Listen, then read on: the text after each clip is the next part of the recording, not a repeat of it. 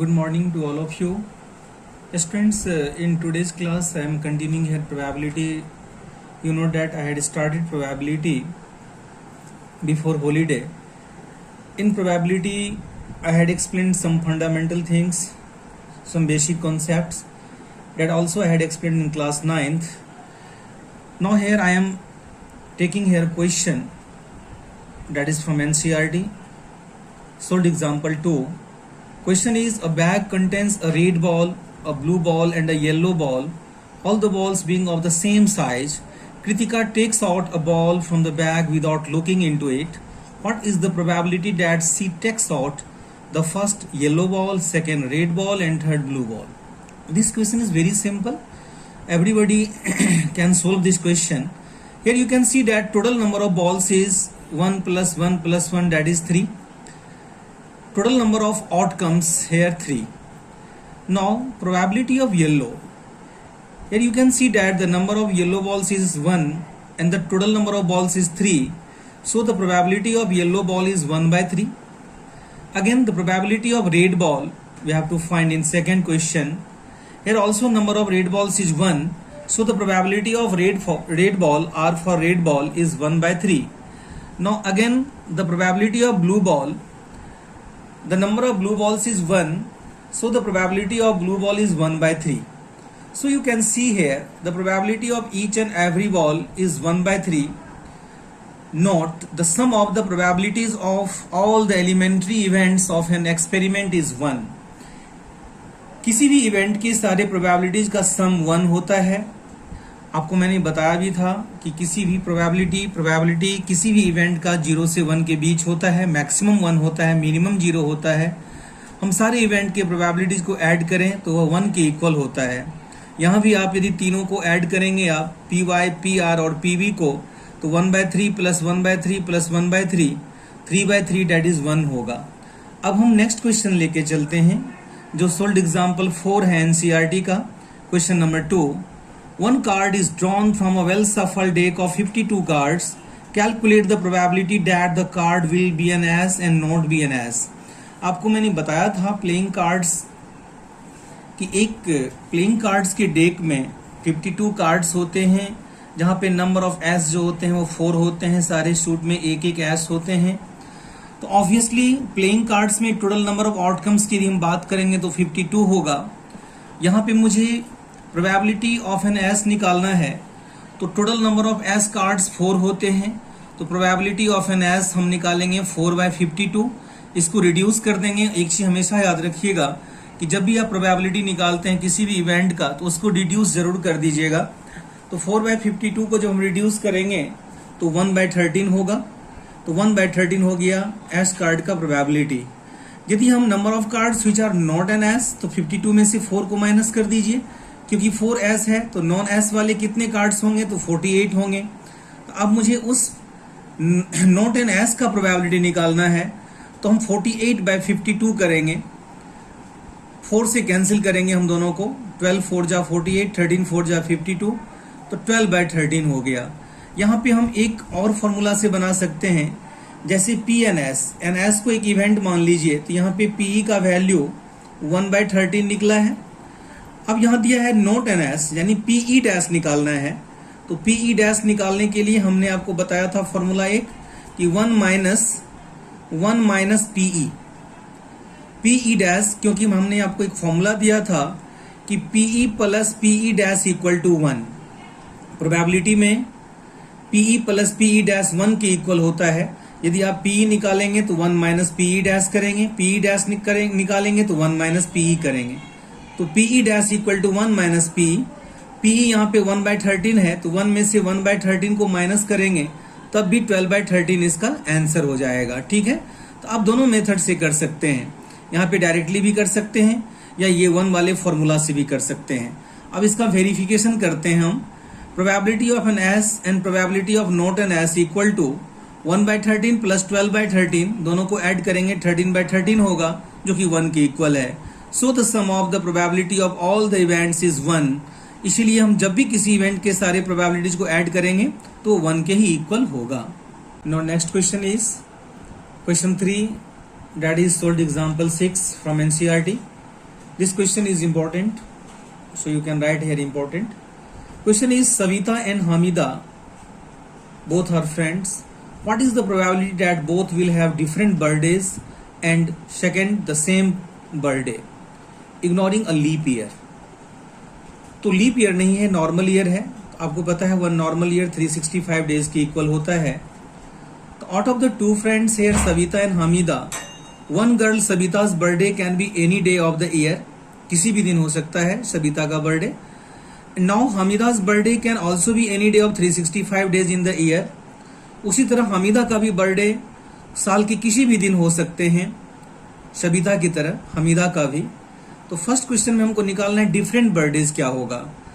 तो एक दिन को यदि छोड़ दिया जाए पूरे 365 डेज में, यदि वन डे को जो सेम डे होगा दोनों का बर्थडे उसको छोड़ दिया जाए, तो ऑब्वियसली डिफरेंट बर्थडे जो है वो 364 डेज होगा.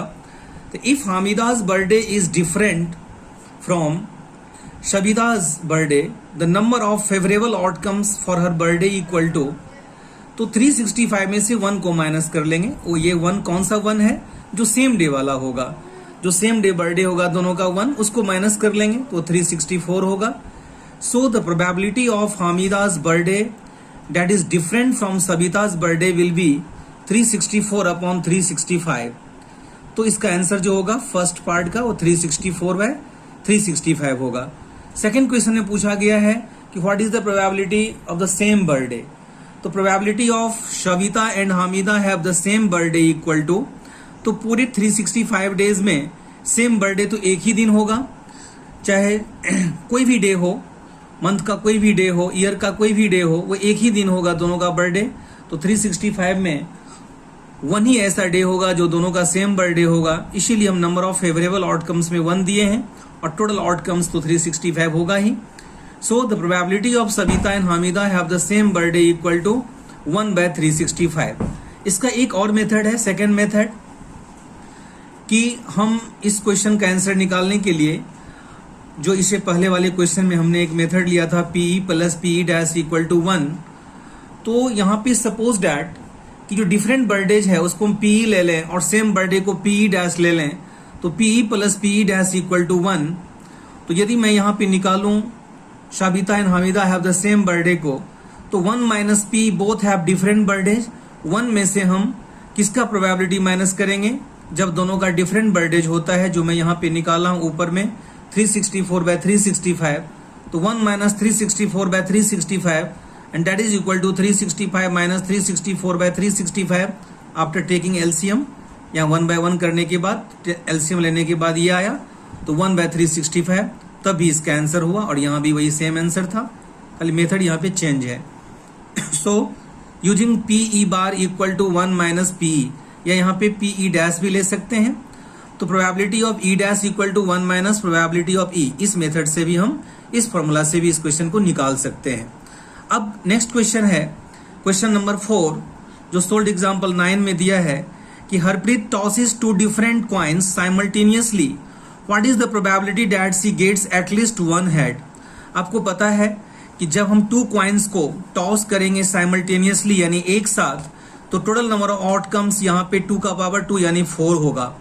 अब ये कौन कौन सा 4 होगा उसका सैंपल स्पेस देखिए. हो सकता है दोनों बार, एक बार हेड और दूसरे बार टेल आए. हो सकता है फर्स्ट में टेल और सेकंड में एच आए यानी हेड आए. हो सकता है दोनों में हेड आए या दोनों में टेल आए. लेकिन यहाँ पे मुझे पूछा गया है कि what is the probability of at least 1 head. At least मतलब कम से कम, ज्यादा से ज्यादा जितना हो सके तो आप ले सकते हैं. तो आप देखिए यहाँ पे 1 2 3 ऐसा केस है जहां पे H चाहे तो एक बार है या एक बार से ज्यादा है, तो हम सारे ले सकते हैं. तो इन 3 केस में H जो है वो एटलीस्ट 1 है. So probability of at least 1 head equal to 3/4. So 3/4 is the answer of this question. Now next question is figurative question, example 11, solved example, page number 305. Question is, a missing helicopter is reported to have crashed somewhere in the rectangular region shown in figure 15.2. What is the probability that it crashed inside the lake shown in the figure? For diagram see NCERT page 305. आप इसके diagram के लिए page number 305 पे देख सकते हैं. यहाँ पे क्वेश्चन में ये कहा जा रहा है कि मिसिंग हेलीकॉप्टर रिपोर्ट किया गया कि क्रैश कर गया है कहीं भी रेक्टेंगुलर रीजन के किसी भी एक कोने में, तो हमको ये निकालना है कि what is the probability that it crashed inside the lake shown in the figure. आप गौर से देखिएगा तो इस पूरे रेक्टेंगुलर पार्क के अंदर एक कोने में लेक है जहां पे प्लेन क्रैश किया है, तो जो फेवरेबल आउटकम्स है वो लेक का एरिया होगा और जो टोटल आउटकम्स होगा वह पूरे फील्ड का एरिया होगा। तो इसीलिए हम सबसे पहले यहाँ पे लेक का एरिया जहां पे प्लेन क्रैश किया है वो निकाला हूं। The helicopter may be crashed anywhere in the region, area of the entire region for the helicopter can crash equal to, पहले पूरे रेक्टेंगुलर रीजन का एरिया निकाला हूं L इंटू बी से। तो दिया हुआ है क्वेश्चन में कि 4.5 इंटू 9 है लेंथ और 4.5 है ब्रेथ, तो 9 को 4.5 से मल्टीप्लाई करेंगे 40.5 किलोमीटर स्क्वायर हो जाएगा पूरे रेक्टेंगुलर फील्ड का एरिया। तो टोटल आउटकम्स यहाँ पे 40.5 किलोमीटर स्क्वायर हो जाएगा।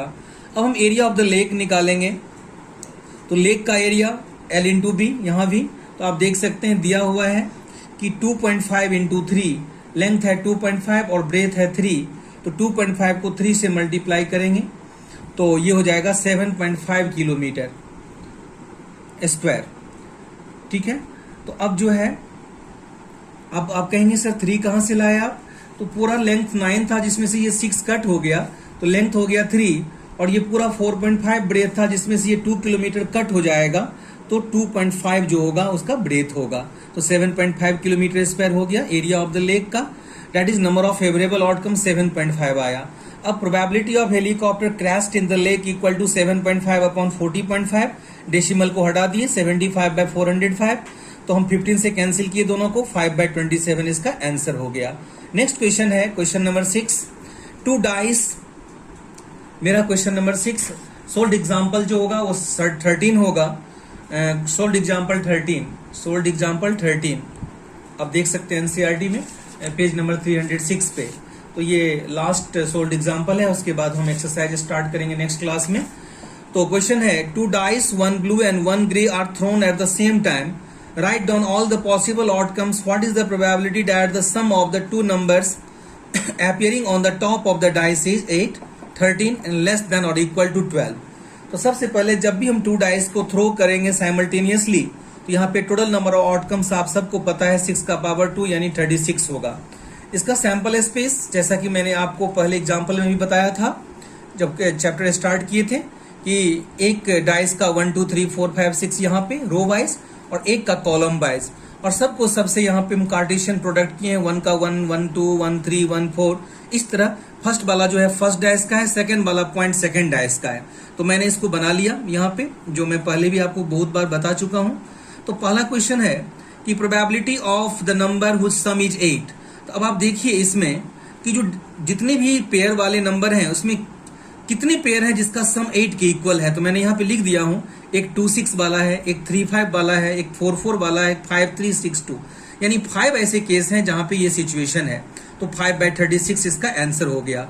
दूसरा है सम ऑफ द 2 नंबर्स इज 13। आपको इसमें जितने भी ग्रुप हैं पेयर हैं उसमें कोई भी ऐसा ग्रुप आपको नहीं मिलेगा जिसमें सम उसका 13 हो, मैक्सिमम 12 तक हो सकता है 6 + 6, इसलिए यहाँ पे कोई भी नहीं होगा। तो 0/36 यानी 0, और इसी को प्रोबेबिलिटी में हम इम्पॉसिबल इवेंट कहते हैं। तीसरा है the sum of the 2 numbers is less than और इक्वल टू 12, उसका प्रोबेबिलिटी फाइंड करना है। तो इसमें 12 तक और 12 से कम, तो ये सारे नंबर हो जाएंगे, जितने भी पेयर हैं पूरे हो जाएंगे। तो यहाँ पे पूरे 36 पेयर आपको मिलेगा, तो 36/36 यानी 1 होगा। और आपको पता है 1 को हम लोग कौन सा इवेंट कहते हैं, श्योर इवेंट कहते हैं। तो इन तीनों क्वेश्चन का आंसर, फर्स्ट का 5/36, सेकंड का 0/36 यानी इम्पॉसिबल इवेंट, और थर्ड का 36/36 यानी 1 श्योर इवेंट। तो आज हम यहीं तक रखते हैं, आज का क्लास यहीं फिनिश करता हूँ। आपका होमवर्क है एक्सरसाइज 15.1 में जो भी क्वेश्चन आपको बन सके वो बनाइएगा, नहीं तो मैं नेक्स्ट क्लास में 15.1 की कुछ क्वेश्चन जो है वो डिस्कस करूंगा। तो आपका होमवर्क है एक्सरसाइज 15.1 सोल्व करना। Good by two everyone.